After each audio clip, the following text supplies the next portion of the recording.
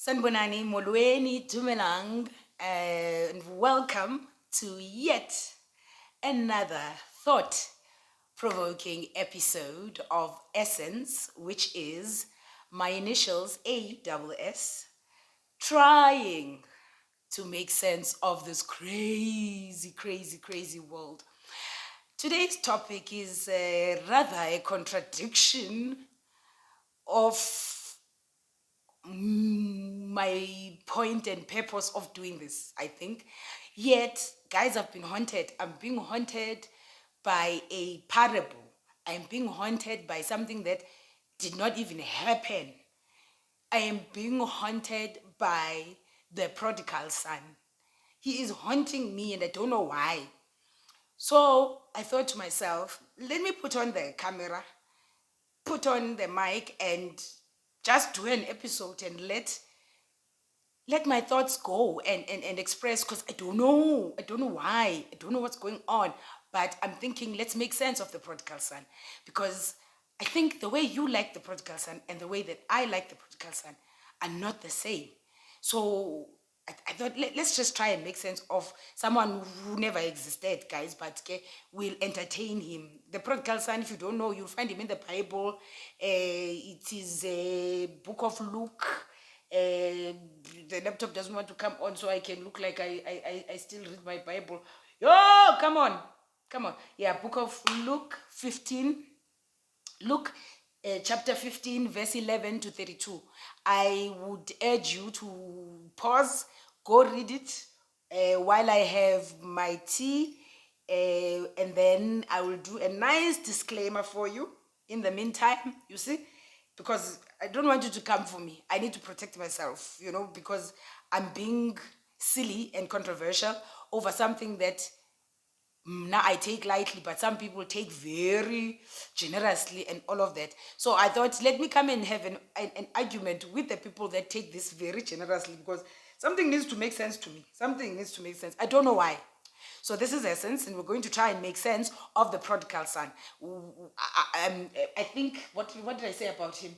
I think, yeah, the topic is they lied. Let's make sense. That is the topic. So I will come back and I'll do a disclaimer, and then we will get into the crux of the topic. We are talking prodigal son. This is Essence. Mwah. I'm putting there, you see, a disclaimer, guys. Please don't come for me. Please don't. This time, please don't come for me. You see, guys, I'm doomed. I'm doomed to be doomed from the beginning. You see, I have a late friend who used to be very gifted in prophetic things, you see. And at that time, guys, I'm drinking cinnamon, ginger, turmeric, black pepper, cayenne pepper, garlic, lemon. It's a poison. I don't know who told me to do this, and I'm not recommending it to anyone, but right now it's helping me with my chest. Okay. So my friend, you see, me at that time, I was Mzalwane, guys. Mzalwane, we meet every Thursday, every Saturday, every Sunday, prayer meetings, cell groups, fasting. Hey, hectic. So, my friend was very gifted in seeing things. Ne? And round about that time, in my 3 years of really, really intense Buzalwan, I didn't meet, in fact, I was tickled by someone I know. You see, this man I knew, but we'd never crossed the line. So he tickled me, and then I started to see, I'm going to fall off. I'm going to backslide nicely here, you see. And I was scared, I was so scared. And then I prayed and I said, Lord, please protect me. Please, please, please, I don't want to fall. I can feel everything in my body is feeling nice things for this man. So I'm going to end up backsliding, and celibacy is going to end. As I was praying, my friend had a dream, guys. So I'm saying, I'm doomed, guys. I'm doomed. Then my friend, during that time, she calls me. She says, come to my house. I came to her house, guys. I don't even know why I'm using this, because I've got... So I went to her house. I could feel a cough was coming. I went to her house, guys, and she said to me, girlfriend, I had a dream.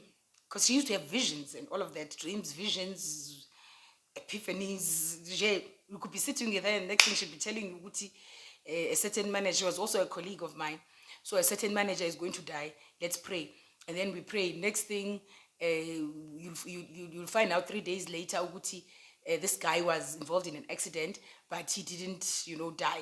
So she was that girl. She was a interceder.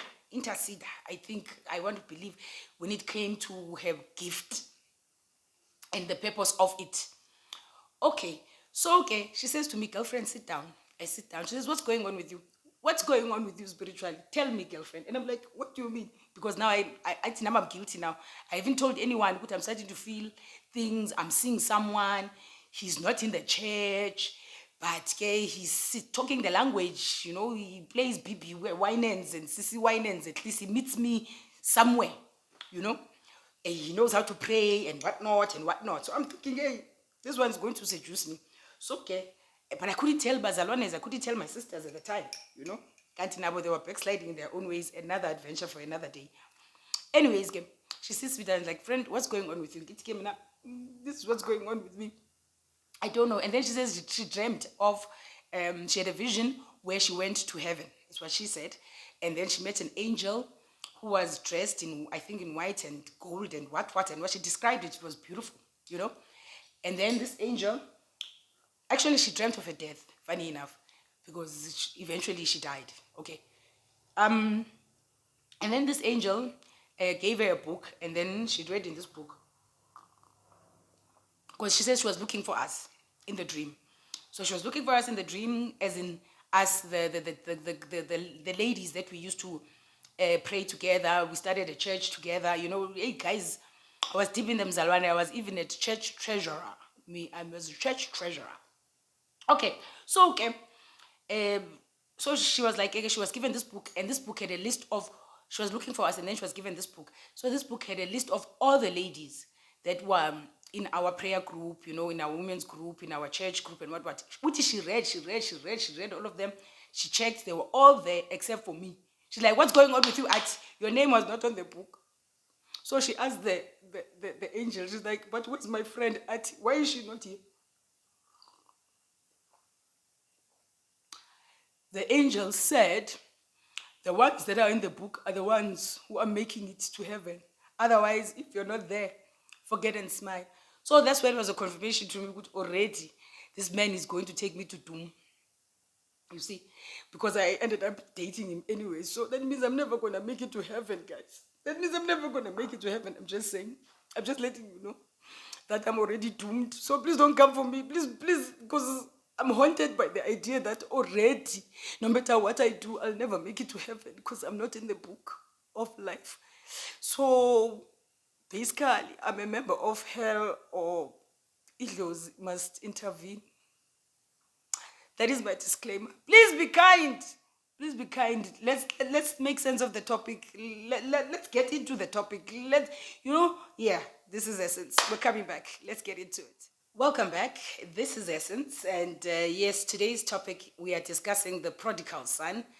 I'm saying to people who read the word and enjoy the word, let's look at this son, because this son has made you believe something. I feel they lied. You see, this son. Okay. So that is what we're discussing today.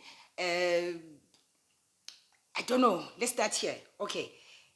There's a man. He has 2 sons. The younger one, the second child, the rebel, the one who's just came to fuck shit up. Okay.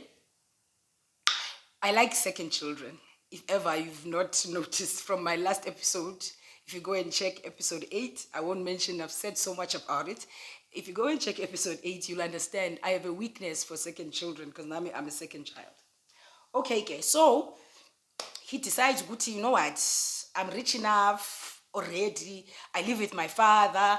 I'm not going to be able to accomplish anything because already my destiny is set out. Already I've got this father and life is good. According to the Bible, he goes and confronts his father and says, not confronts, okay, asks his father humbly, Daddy, please have your estate while you're still alive.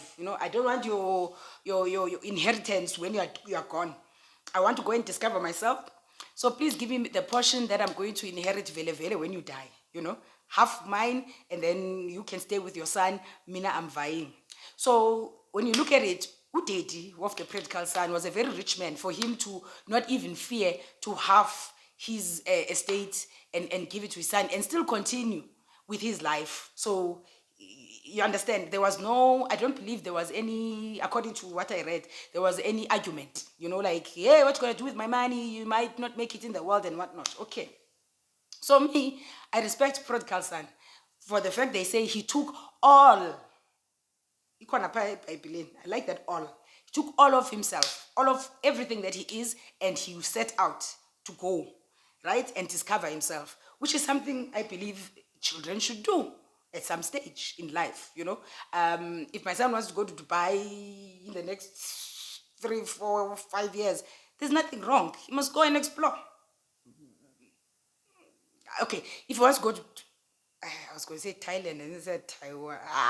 If he wants to go, if he wants to go Malawi, Kenya, nice places where I don't think we've got stories there. Yeah. So okay, there's the guy, decides he's going on his thing, he's setting out. I admire people like this. I admire people who go against the tide, people who are on some, I'm not going to be comfortable with my situation. If anything, I want more, which is okay. We all have destinies, and we can't rely on our privilege or our luck or grace or whatever it is that is beyond us in our lives. You understand that that's sustaining us and it's beyond. You can't rely on that. Magic or whatever it is, it can end. Okay, so he decided, let me go and do myself. He went to do himself. It says there in the Bible, he didn't do himself actually. He squandered the money. Okay, he squandered. I think those are the words they are using there, right? Okay, you go and read, guys. Go read. You must read, right? Me, I enjoy reading because when I read, things come up, you see. I was meant to be a preacher, but I don't have the lifestyle. I don't want to lie to the children of the God. I don't have the lifestyle. Because if you preach, you must be holy, guys. You must be pure. So, I know the rules. So me, I was like, let me go, because the boys, they steal my heart and make me feel things. Okay, so, okay. He went to squander the money. He squandered the money. And then, okay, the first trap, guys, is that when his money ended, conveniently or inconveniently for him, or fortunately or unfortunately for him, it happened during a famine in the country that he was at. That's very important to highlight. Uguti, as much as he had squandered his money and finished it, even the conditions surrounding him, maybe you've heard it in church, I don't know, maybe your Mfutis has told you, but listen to mine. We're not going where you think we're going, because you guys surrendered to something that made me angry. Me, I'm angry. Okay, so okay. The conditions, they were against him. So that means, let's pretend when he was squandering his money, I don't know if you've ever seen a video of our president. So me, I like to talk about our leadership. Me, I like to talk about him because he said you must vote for him, and then he's going to make Tuma himself, and make things nice. Now he went to Tuma himself, and I'm sitting here hustling a YouTube video when I used to attend 5, 10 auditions, when I used to have MC gigs like no one's business, when I used to have, you see, I'm bitter. When I used to sing and be paid, when I used to do voiceovers, like they were, you understand, like when the other one, you see, was president, me, I was busy. So I attach my happiness to the other one because there was opportunities. And I even saw other children becoming millionaires from the other one. Like, they get tenders, if they get them honestly or not, but it was nice to see black children having millions. It was nice. It was good. It felt good. Corruption must go when you overlook it, when the other children are stealing. But you see, okay, so I'm diverting and I lost it now, but I'm back. Okay, so okay, you imagine when he was squandering the money. As I was saying, there's a video of our president, if you've ever seen it, it was a viral video where he was having dinner with some white man. They were sitting at a table, and that man, allegedly, according to my eyes, what I see, he gives him a brown envelope, and then he takes the envelope, and I don't know, he puts it under the handkerchief, or he leaves it there, or he puts it in his, I don't know, I don't remember, but there's a video. You remember that video? Okay. So this young man, he might have squandered, Marcos, he might have squandered his money with the presidents, the ministers. In this day and time, whether you Fikile Mbalula comes for me or not, according to how he behaves, he would have been chomies, this boy, with Fikile Mbalula. You see, because Gabi, that minister likes the camera, guys. He likes to be a famous and a celebrity. I don't even know why he doesn't just quit politics and just join us on this hustle of entertainment. And because shame, yay, I know. You can tell just by the deterioration of the roads of how much he's passionate about something else. You understand? But anyways, so okay, he would have these friends, he'd be giving them these brown envelopes and what. So when he's down and out, now you remember, okay, guys, there was a famine. So okay, he couldn't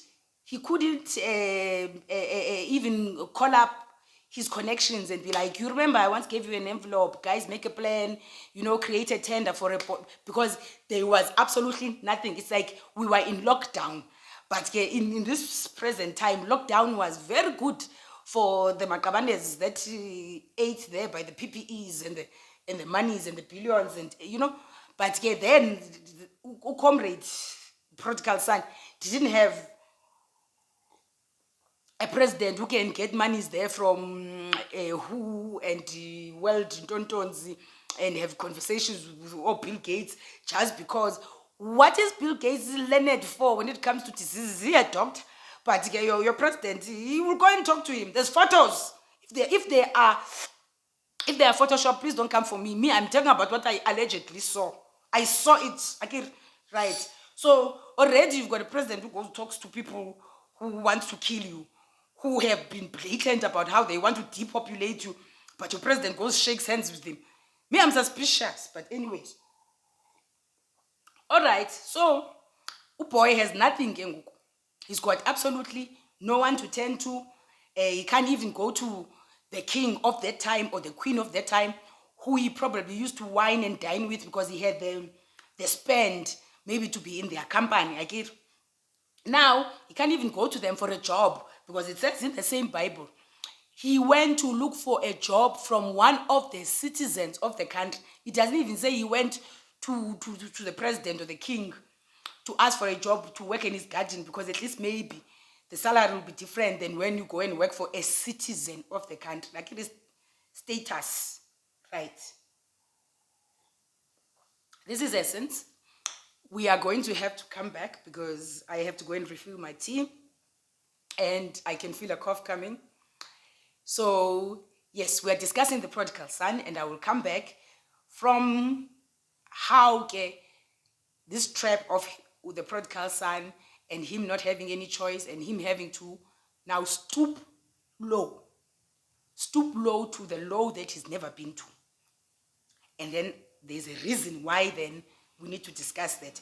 Please don't go away, guys. I know we are talking about something that is not even true, but I enjoy this story, and there's a reason why. Let's do this. Welcome back. This is Essence, and yes, we are discussing a parable today. I don't know, but I thought, since today is Sabbath, day of rest, let me just discuss a parable with you so that maybe tomorrow when you meet Abazalwane in church, you've got something to talk about. Our church is even open, guys. I don't even know. I'm so out of touch. Not that I'm proud, But at least you can see me, I reason. I read the Bible and I reason. Okay, at least. All right. So, okay, guys, here is now the prodigal son. He's at his lowest. He's working for a citizen of the country. He's not even working for Ufikile, at least, yeah. So, what's the name? The he looks at the pigs, and if you understand pigs in the Bible, you will understand which he looks at pigs. Pigs are the lowest, I think, animal in terms of animals, in terms of dirt and dirty animals. I believe demons running to the sea, chasing Jesus, Okay, fine, okay. But these pigs were eating better than him. Do you understand? So this is where again I am saying, please check episode 6, if I'm not mistaken. The title is Privilege. Go check it, because I talk about privilege. Privilege is a motherfucker, I said, because it is where now you look at yourself and you're like, I got look. After all, I am the child of a politician. I'm the child of a king. I'm the child of a tonton. So therefore, thus, I am not going to go that low. Do you know people that go low?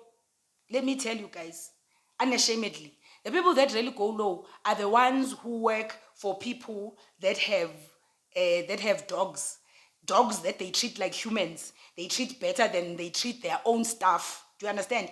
Dogs that have medical aid, dogs that go to dog school, that are trained, the dogs that eat expensive breed, good life. They are taken for walks using the strength of our mothers and our fathers who did not have the privilege of going to school, So those ones, they're the ones who are supposed to look at life and say, actually, let me go back home to Elusikisiki. Let me go back home at Solo. Let me go back home actually to Zim.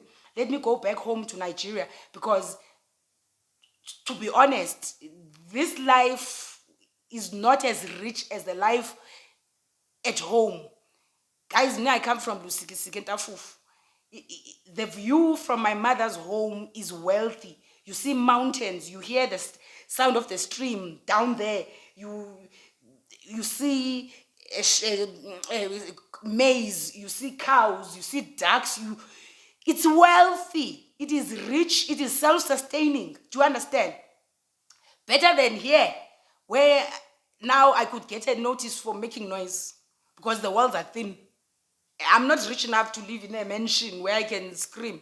Do you understand? But anyways, so he looked at he could call on his privilege, this boy. And what makes me angry, and you guys, I don't know, maybe some people picked it up, but I've never come across a video where they preach about the prodigal son and they pick up this dirty thing. This boy decided to be manipulative. He made a conscious decision to be manipulative and compose a script to go and humble himself to his father.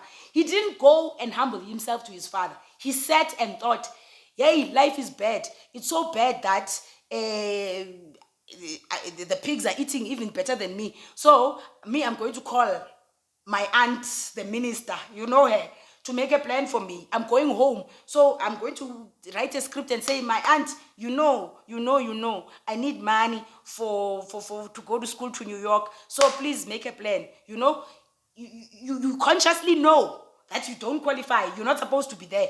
But do you understand? Even this one, he doesn't qualify because he knows he ate his father's money. Half of his father's estate. He finished it. And now he's not going home because he's really humble. No, he compiles.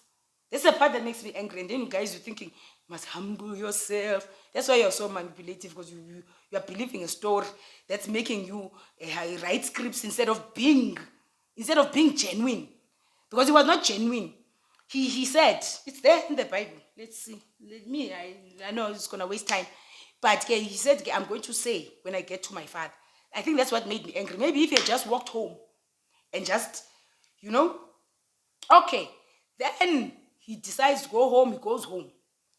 This father, he is so happy to see his son Apparently, he even walks towards him before the son even gets there.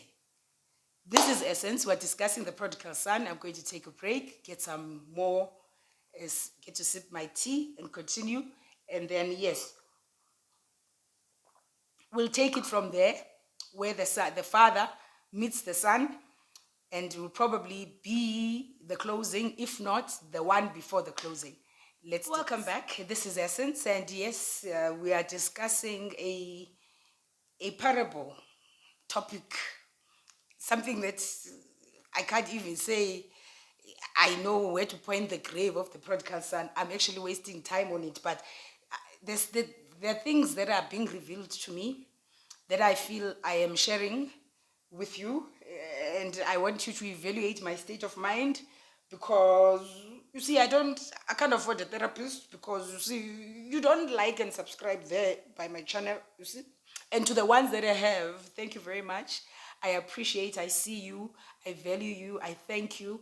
The comments, everything that keeps me going, for the fact that now I am at episode 9, is because you guys engage and keep me on this path.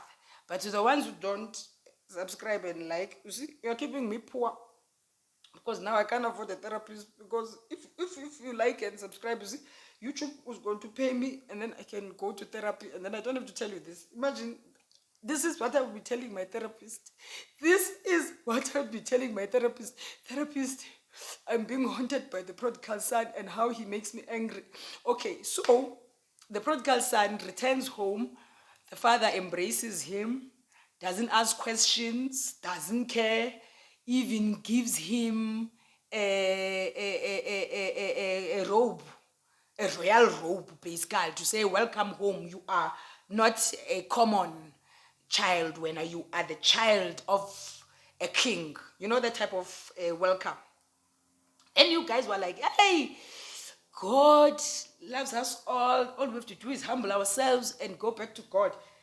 But this guy lied. If we are using that as an analogy, but if we're using it as a way of basis of life, or basis of our spirituality, or basis of our religion, but he lied. He said blatantly, I'm going to go home and say to my father.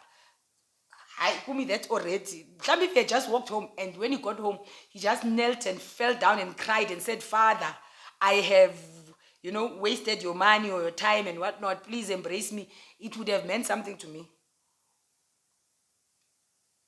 So now, I look at the father and what he did to his other son, the older son, and I see this as exactly what is happening right now in the entertainment industry when it comes to sanitizing. I agree, we've got a new term, sanitizer, son. Safundiswa yicorona. Asikade sihlambe izandla kasithanda, sitshayeni sonke kube mnandi. Ngoku uyakhohlela uthi yena corona. Okay. So, guys, this father, I look at him and I say to myself, he's an enabler. He's an enabler, like the system that enables. In fact, it's not even just the entertainment industry. Life itself, the father of the prodigal son is the system that allows people that violate other humans that violate other humans in whatever way, back into the circle, because they have power or clout. I'm going to make an example. As I said, I'm not here to take anyone's bag, but let's be realistic, guys. Let's all have honest conversations. I'm going to do actually an episode whereby I'm talking about this particular thing that I'm trying to make an example of right now, and I'm going to list all of the people, and I want you to answer which ones are we canceling and which ones are we not, which ones are the right ones, which ones are not, okay. But anyways, I'm going to make an example and say, for instance, Agiri, it is a known fact that your favorite Usomizi Mhlongo, which is umntana wedlozi, that one I can't deny. uh, called, destined, talented, yes, gifted, a hustler, someone who always beats their down with an up and an elevation. Do you understand? Every time it goes down, it always means Uguti is gonna go up. And I appreciate that. But yeah, we can't forget the fact that he's a convicted sexual offender. And it leyo yona bhuti ndiyakuthanda andizange zochitha what ungumntu, but the fact that you are a convicted sexual offender, why is the system embracing him? Why is it sanitizing him? Why is it allowing him to trigger that one victim, even if it's just one victim, and even if it's not as it was, but that man was brave enough to go into a police station and say, guys, I was violated by this human. Do you understand? And now, every corner he turns, there's a magazine. He's being clothed as wonderful. He's got shows. He's got tontons. I can't, guys.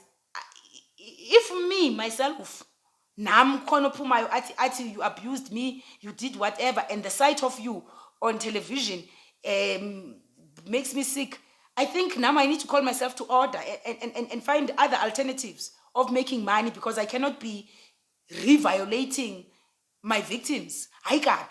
Agir. So there's this prodigal son. He's being clothed. They've forgotten what he's done. They've forgotten the ways. They don't care.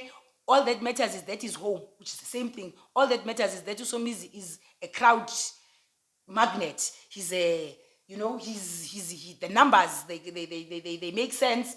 He pulls in that we can't take away from. He worked for it. But I'm saying, ulimaza abanye, utriggerisha even the others who are not even violated by him, but know the pain that his victim is going through. Do you understand? I think the prodigal son was bothering me because maybe I needed to take this thing out of my chest.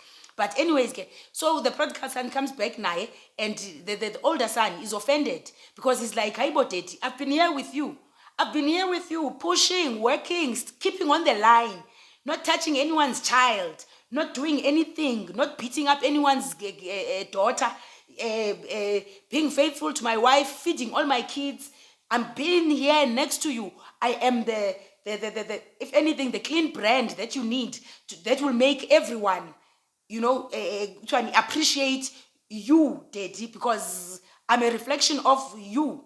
Because me, I have not wasted your wealth. If anything, maybe I've grown your wealth to an extent that you can even go and fetch my brother. That's how much money, I can give. Anyways, son is offended and whatnot, and this one is welcome back home. So now I'm angry with the prodigal son in this thing, Uguti. The story, because I think it was told by Jesus, it made everyone sleep because it was told by Jesus. It's a parable. Don't get serious. It's a parable. And this parable made everyone believe, Uguti, the story is about a young man who falters and then comes back and life needs to be fine. Hey, Makos. Hey, Makos. Now my question is, what happens to Ugwava, who does not have a rich father to go home to when he's tired of walking a dog that can talk but has better privileges than him? What must happen to him when he realizes his worth? The prodigal son makes me angry because it feels like a story of completion, but it's got cracks, man. It's a privileged story. It's a privileged story. Guys, I don't know what I'm doing, but I did something. I think I did. I'm going to close it with that. Because I think the end of it, how we believe we are returning to God, is all okay. And I understand. When you're weak and everything does not make sense, return to source. But if you are returning to source with an agenda already, like you already know that you've fucked up, and now you are creating a script to make Umohale look like he's the one who's in the wrong, and only. Guys, maybe that is what I wanted to say, but I was hiding behind the prodigal son. This is Essence, and it has been a very nice time, man. I'm gonna start reading my Bible again. I like the stories. Yeah, I'm gonna fight with the characters in the Bible. I need to fight with them and hide behind them when I'm fighting others, because you see, you're gonna come for me. It's been wonderful. It's been grand. I will do this again. If you enjoyed the content, please subscribe, like, comment. And if you haven't, please let me know why. But yeah, don't come for me personal. Come for the thing, the content, Come for the content itself, like come with your own version, and then we can be good, Then we'll be fine. It will be all good. It will be harmony. Otherwise, it's been wonderful. Thank you, Diantanda. Mwah.